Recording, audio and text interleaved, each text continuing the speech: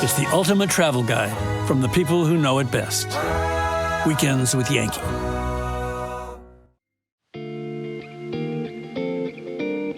Mayfair Farm is a beautiful family farm and catering business in Harrisville, New Hampshire. Here, Sarah Heffron and her partner, Craig Thompson, raise sustainable pigs and lambs. But that's not all. They also produce maple syrup, award-winning cakes, and they host very special farm dinners, to which both Richard and Amy were invited. Good morning. How are you? I'm good. Good to see you. Good to see you both. We're a small-scale family farm. We produce pork and lamb and maple syrup. We have some pick-your-own fruits, make a bit of hay, and host weddings and events and things like that. Oh, look at these guys. These guys are about 4 weeks old, these little ones down here. They are cute. Optimism and persistence are an awfully good place to start if you want to run a successful farm in this day and age. There's plenty of things that'll get you down, and if you can keep getting back up again, eventually you can turn a corner and have some success. Do they have really good senses of smell, right? Because they sometimes... And senses of humor. Yeah. Oh, really? Yeah.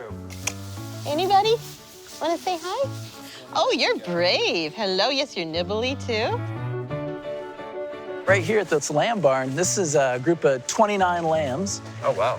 And they've just been weaned last week. The best part about farming is probably newborn baby lambs. Look at them go. Hey, guys. Hey, wait, what? Wow. What? Amy, they've I had a just great got here. reaction to you. They must recognize you from the cooking sections. There's nothing better than coming down to the barn in the morning and finding a ewe with a couple of twin lambs laying there next to her. The steam still rising off of them on a cold morning. That's about as good as it gets right there. You know, there's a real connection to the animals when you spend so much time with them. You know, if you can't find me on a given day, I'm probably down in the sheep barn or over in the pig barn, just kind of sitting there on a bale of hay watching what they're doing. One of the reasons I farm is that I'm not really good for much indoors, and so I'd much rather be out in a pasture in a barn at any given moment. Well, I would love to see more of this farm. It's just stunning. Let's go for a walk. Sure. I'm going to go find Sarah in the kitchen and meet her and help out. Okay. All right. With fresh green tomatoes and kale picked for dinner, Amy heads over to meet up with Sarah. Only 2 hours now until dinner.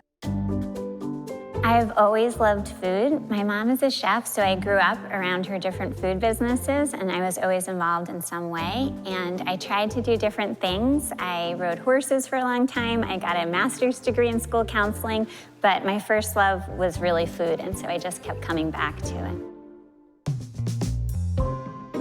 So, Sarah, I recognize these tomatoes because we picked these earlier today. I know. It's the end of the season, and they're what's delicious. So the fried green tomatoes technique is to kind of make the green, less ripe tomatoes delicious. Yes. So what kind of food do you like to cook? I mean, how would you describe your style? My favorite foods to cook are vegetables, or side dishes, and dessert. When we lived in South Carolina, I used to say I was the only Jewish vegetarian pig farmer in our neighborhood, but I think I hold that title. I think you probably hold that title across the wide country. Area. Yes. My mom's advice was always do anything but food. I think it's a hard thing to watch your child do, to, work so hard, sometimes 18 hours a day, and be covered in burns and work in, relentless conditions.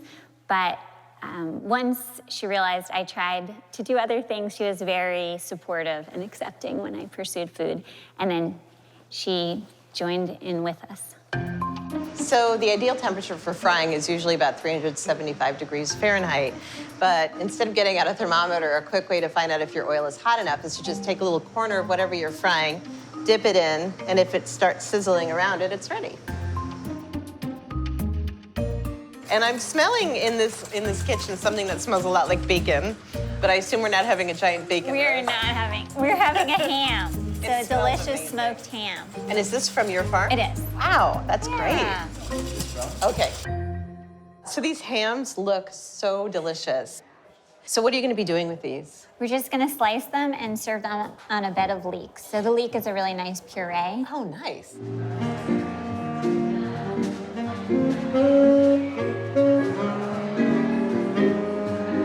I just wanted to welcome everybody to Mayfair Farm. It is super nice to have you guys here. Tonight, we're doing a nice fall menu. We have several past hors d'oeuvres. We've got celery root on endive. We've got some mushroom philos with foraged mayatakis. Please find a chair and let's dig in. We're gonna make a ham, and we're doing a maple and Madeira sauce. Also making polenta with pumpkin. Fried green tomatoes. We're gonna have sauteed greens, so kale and spinach, and also a leek puree. This is a 5-star dinner. Awesome. Listen, I know I'm not from New Hampshire, but I feel like the spirit of New Hampshire is sort of really here at this particular farm, Mayfair Farm. And I'd like to thank you for having us as guests. You embody so many of the things that we hope to see in other farms. The idea that it's this beautiful self-contained unit, that you grow things because you have a love of food, a love of the animals in here. Maybe the best judgment of our success in life is how our children do. And so to me, I would think that I was incredibly successful as a farmer if my kids wanted to farm when they grew up. My hope for the future of our farm is that it lasts, that it's sustainable, that it can stay in business, that it can always be open land, and that maybe someday our kids will want to run it. I'd like to really toast your excellent stewardship of this land. Congratulations and thank you. Thank you. Cheers. Cheers.